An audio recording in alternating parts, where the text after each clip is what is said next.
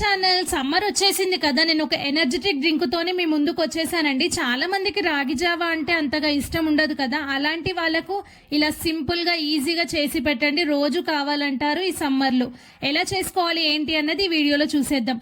First ఒక పెద్ద భగవాన్ తీసుకోండి, అందులోకి 1 గ్లాస్ వాటర్ అలాగే 1 టేబుల్ స్పూన్ సాల్ట్ యాడ్ చేసుకోండి. ఆ వాటర్ మరిగే లోపు ఒక పెద్ద కప్పులోకి రాగి పిండి అలాగే వాటర్ కూడా యాడ్ చేసి మన దోశ బ్యాటరీ లెక్క రెడీ చేసుకోండి. తర్వాత ఈ మరిగిన వాటర్ లోకి మనం ఇందాక రెడీ చేసి పెట్టుకున్న వాటర్ అలాగే రాగి పిండి ఉంది కదండి, అది ఇందులోకి యాడ్ చేయండి. వీడియోలో చూపిస్తున్న విధంగా యాడ్ చేసుకొని అక్కడే ఉండి కలుపుతూ ఉండండి, లేకపోతే అడుగంటుతుంది, అస్సలు టేస్టీగా ఉండదు, మాడు వాసన వస్తుందండి. అక్కడే ఉండి మంచిగా కలపండి. చిక్కబడ్డాక స్టవ్ ఆఫ్ చేసి పక్కన పెట్టుకోండి. గడ్డ పెరుగు తీసుకొని అందులోకి వాటర్ వేసుకొని మజ్జిగలాగా చిలకండి.